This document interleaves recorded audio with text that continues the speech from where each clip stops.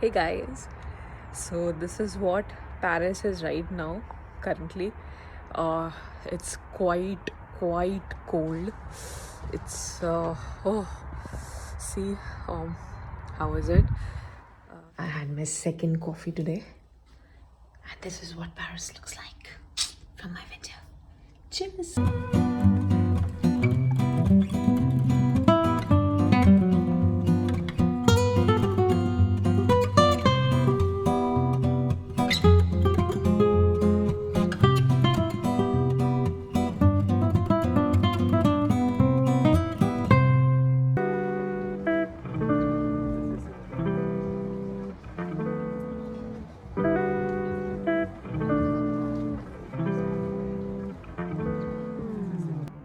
सोचा कि ठीक है, आज जिस काम के लिए आए हैं एक्चुअली तो वहाँ चलते हैं. So we would be going to ENS Paris. कल यार बहुत थक गए थे. कल हम पार्क दे शूज गए, हमने पूरा वो घूमा. पूरा बहुत बड़ा पार्क है वो, और वो बहुत सुंदर पार्क है, बहुत ज़्यादा. So if you are visiting to Paris, please I would recommend, please go over there. बहुत बहुत सुंदर पार्क है वो. बहुत डार्सी एंड विक्टोरियन वाइब्स आई थी मुझे तो वहाँ पर. सो आज इंडियन ऑफ द पेरिस जाएंगे, देखते हैं कैसा रहता है. Okay bye, good night. Hello everyone. तो सफ़र की शुरुआत करी हमने थोड़े फ्रूट्स खा के और चल दिए हम अपनी मेन डेस्टिनेशन ENS पेरिस की तरफ. तो हमने वहाँ पर ट्रैम्प ली और ट्रैम्प लेने के बाद हम मेन एरिया पेरिस के पहुँचे. तो पेरिस डिफरेंट जोन्स में डिवाइडेड है. Zone 1, zone 2, zone 3, zone 4, zone 5. और हम जोन 1 में जा रहे थे, जो कि मेन एरिया है पेरिस का, जहाँ पर आपको आईफिल टावर, नोटर डेम जैसे एरियाज मिलेंगे. क्योंकि ENS पेरिस हमारा उसी एरिया में था, उसी जोन में था, इसलिए हम वहाँ निकल पड़े. चलते गए और हमने थोड़ा एक्सप्लोर किया. भाग भी रहे थे, एक्सप्लोर भी कर रहे थे, बिकॉज बहुत लेट हो गए थे. तो हम भागते भागते हमें एक रोमन स्टाइल आर्किटेक्चर दिखा, जो कि मेरी फ्रेंड ने कहा कि बेसिकली ये पैंथेन है.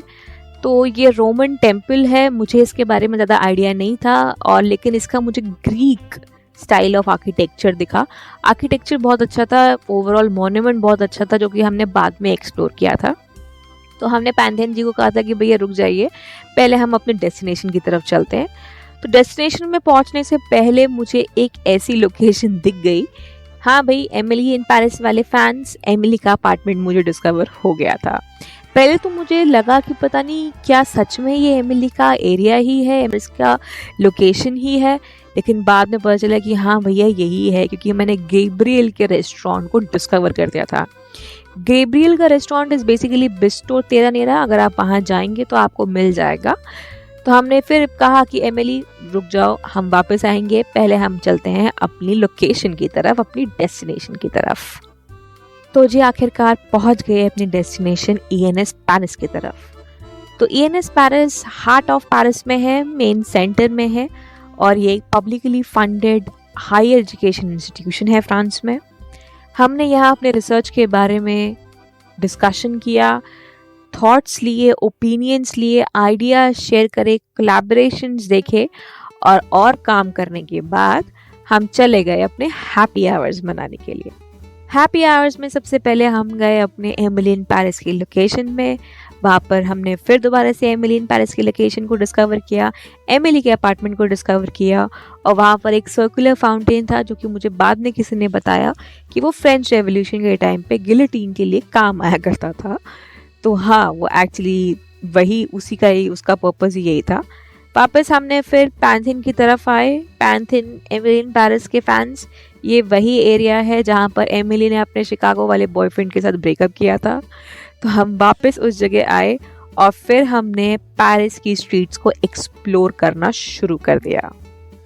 पेरिस के स्ट्रीट्स को एक्सप्लोर किया, कैफ़ेज़ को एक्सप्लोर किया, क्रॉसॉन्ट्स एंड मैकरॉन्स खाए, पेरिस की कुजीन को एक्सप्लोर किया, और पहुँचे ऑगस्ट कॉम्टे के स्टैचू की तरफ. फादर ऑफ सोशियोलॉजी कहा जाता है इन्हें, लेकिन हमने ज़्यादा एक्सप्लोर नहीं किया और हम आगे बढ़े, क्योंकि हम लोगों ने सोचा कि हम मेन डेस्टिनेशन आईफिल टावर की तरफ जाएंगे. तो रास्ते में हमें बहुत सारे मॉन्यूमेंट्स फिर दिखे. सेंट माइकल, सेंट जर्मन का एरिया देखा, और हम बस फटाफट से हम यही सोच रहे थे कि किसी तरीके से RER पकड़े और सीधा एफिल टावर चले देखने के लिए. बीच में हमें सेंट माइकल का ब्रिज भी दिखा, वो भी वहाँ पर हमने काफ़ी सारे क्लिक्स करे, और नॉटर डाम का कैथेड्रल भी दिख गया था, बट वो वहाँ पर हम जा नहीं पाए। हमने कहा कि हम बाद में एक्सप्लोर करेंगे। आरईआर पकड़ी और चल पड़े एफिल टावर की तरफ। तो आरईआर से उतरे। आरईआर इज़ बेसिकली मेट्रो, बहुत कंफ्यूजिंग है ये। तो वहाँ उतरे और पहुँचे मेन डेस्टिनेशन आईफिल टावर की तरफ।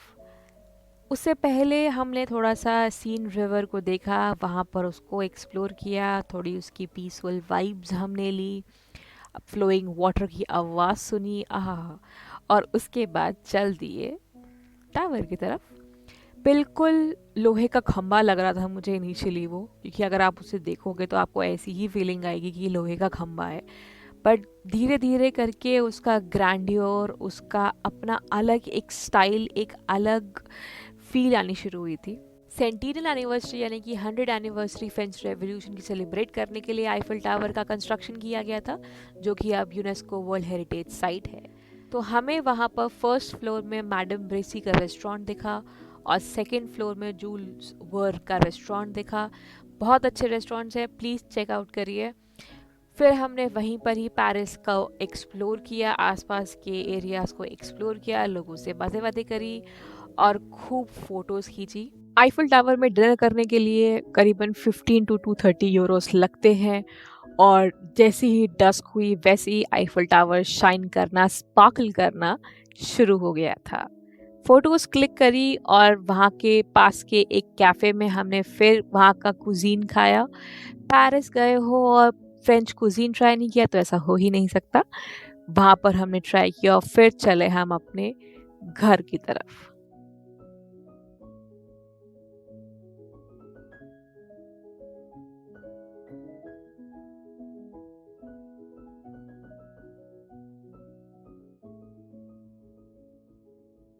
लास्ट डे आ चुका था और बिल्कुल भी शॉपिंग नहीं करी थी। थोड़ी बहुत शॉपिंग करी थी जब हम इना पेरिस में थे, लेकिन हमने बिल्कुल भी शॉपिंग नहीं करी थी। तो हमने सोचा कि ठीक है, हम थियास करके एक जगह जाएंगे जो कि basically outer part of the Paris में पड़ता है। वहाँ मेट्रो नहीं जाती है, तो हमने बस ली, बस पब्लिक ट्रांसपोर्ट हमने लिया और वहाँ हम गए, एक्सप्लोर किया जो भी अफोर्डेबल स्टोर्स और बेस्ट थ्रिफ्ट शॉप्स पेरिस में और बाहर। मैं लिंक डिस्क्रिप्शन में डाल दूंगी, नहीं तो अलग से शॉर्ट्स बना करके आपके साथ शेयर करूंगी। तो बस वहाँ हमने शॉपिंग ही करी, सारा दिन हमारा शॉपिंग में ही गया, ये लिया वो लिया। और उसके बाद हम लोगों ने अब सोचा कि भैया ठीक है, अब हम रेस्ट करेंगे, वापस घर की तरफ आए, घर का खाना बनाया और सो गए। अगले दिन जाना भी तो था। शॉपिंग करते वक्त काफ़ी लेट हो चुका था और हमने वहाँ से पब्लिक ट्रांसपोर्ट यानी कि बस पकड़ी, और हम काफ़ी डर रहे थे कि हमने सही बस पकड़ी है कि नहीं पकड़ी। बट हाँ, थैंकफुली हम अपने अपार्टमेंट में सेफली पहुँच चुके थे। घर का खाना बनाया और फिर सो गए, क्योंकि हमें सुबह बहुत जल्दी निकलना भी था।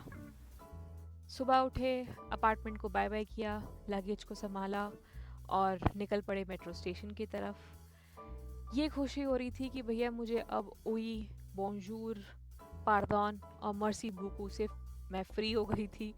लेकिन हाँ, दुख ये हो रहा था कि हाँ, जो पहली बात तो अपार्टमेंट बहुत अच्छा था, दूसरी बात पेरिस की अपनी एक अलग वाइब्स है, खाना अलग है, लोग अलग हैं, वो मैं बहुत मिस कर रही थी और मुझे बहुत दुख हो रहा था जाने के लिए। हमने वहाँ से मेट्रो पकड़ी, एयरपोर्ट पहुँचे, फ़्लाइट की टिकट्स ली और वापस से फ़्लाइट के लिए बैठे। बहरीन में फिर दोबारा से ले ओवर किया और पहुंच गए अपने देश हिंदुस्तान, भारत की तरफ। पेरिस की अपनी अलग वाइब्स हैं, कैफ़ेज़, क्रोसॉन्ट्स, स्ट्रीट्स, लोग। वहाँ पर हाँ, ये डिसएडवांटेज थी कि मुझे उई, बोंजूर, पारदौन, मर्सी बुकू, ये फ्रेंच के वर्ड्स मेरे दिमाग में चढ़ गए थे। तो अगर आपको फ्रेंच नहीं आती तो आपके लिए बहुत मुश्किल हो सकता है ये। तो प्लीज़ जब आप जाएं फ्रांस तो प्लीज़ फ्रेंच सीख के जाएं। ओवरऑल फ्रांस का ट्रिप बहुत अच्छा था। ऐसे ही मेरे कंटेंट को लाइक करते रहिए, सब्सक्राइब करिए और प्लीज़ अपना प्यार बरसाते रहिए। तब तक के लिए tata, bye bye. Please do like, share, and subscribe for more videos.